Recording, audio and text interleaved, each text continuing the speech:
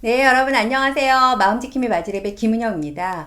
이제 남녀의 차이에 대해서 당분간 얘기를 좀 해보려고 해요. 물론 남녀의 차이는 개인 차보다 더 크지는 않다라는 전제가 있습니다. 그래서 모든 차이를 남녀로 귀속시키는 오류를 범하지 않기를 바라고요.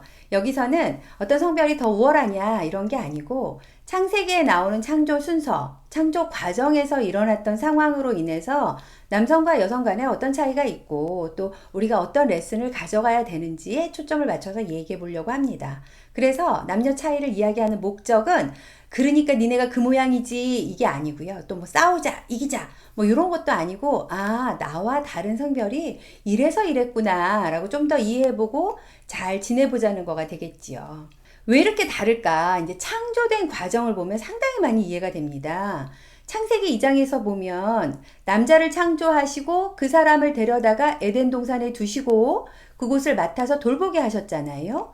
창세기 2장 19절 20절에 보면 하나님이 모든 짐승을 그 사람에게로 이끌고 오셨고 그 사람이 살아있는 동물 하나하나를 이르는 것이 그대로 동물들의 이름이 되었다. 그 사람이 모든 짐승에게 이름을 붙여주었다. 그러나 그 남자를 돕는 사람 곧 그의 짝이 없었다. 그리고 어쩌고저쩌고 이렇게 나와요.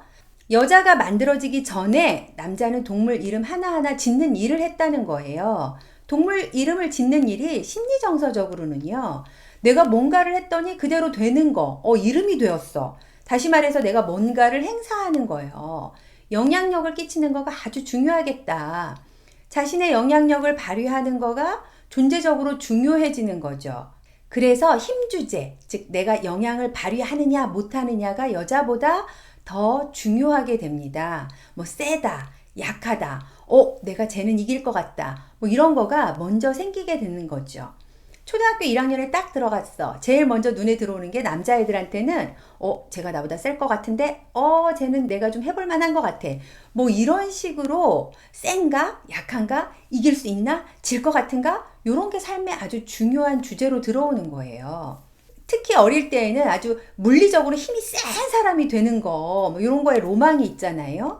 이제 크면서는 정보나 지식을 얻는 것도 남들보다 더 가지고 있는 것도 힘이 센 거구나 이렇게 이해가 되면서 뭔가 얼마나 아는지를 막 이야기하려고 하는 거예요. 이게 다 창조 과정과 관련된 심리적인 역동이라고 볼 수 있습니다.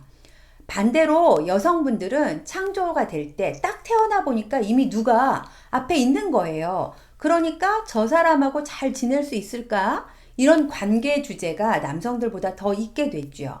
그리고 초등학교를 딱 들어가도 여자아이들은 누가 나보다 더 셀까? 요게 아니라 어떻게 하면 친하게 잘 지낼 수 있을까? 누구랑 잘 지낼 수 있을까? 뭐 요런 게 좀 더 중요한 관심사가 되는 거고 사이좋게 지내는 거 또 따돌림 당하지 않고 잘 지내는 거가 센 거 이기는 거보단 더 중요하게 되겠죠.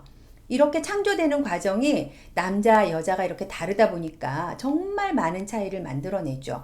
의사소통하는 거에 당연히 차이가 있을 수밖에 없겠고 아이들 키울 때에도 남자아이냐 여자아이냐 다를 것 같고 부부가 대화할 때도 갈등할 수밖에 없는 이유 이런 거는 이제 다음에 좀 얘기해 보기로 하고요.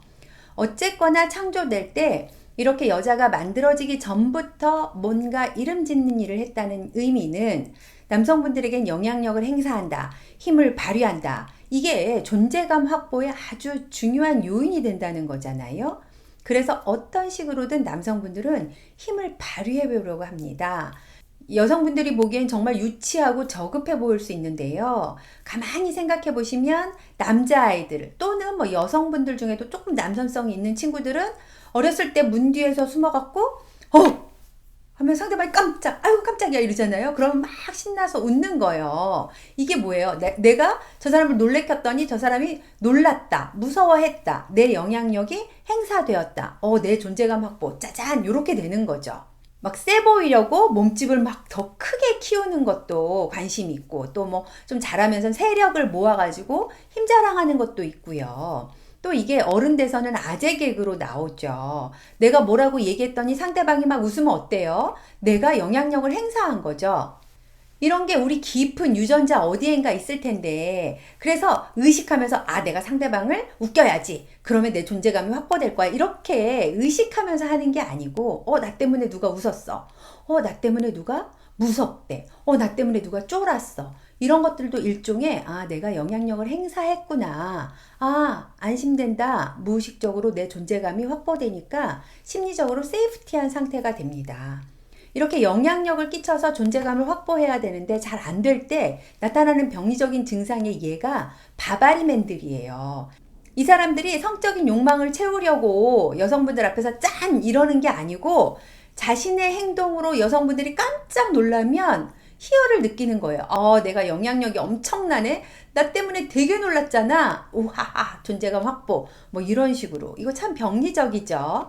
이제 남성분들이 왜 이렇게 영향력을 끼치려고 하나?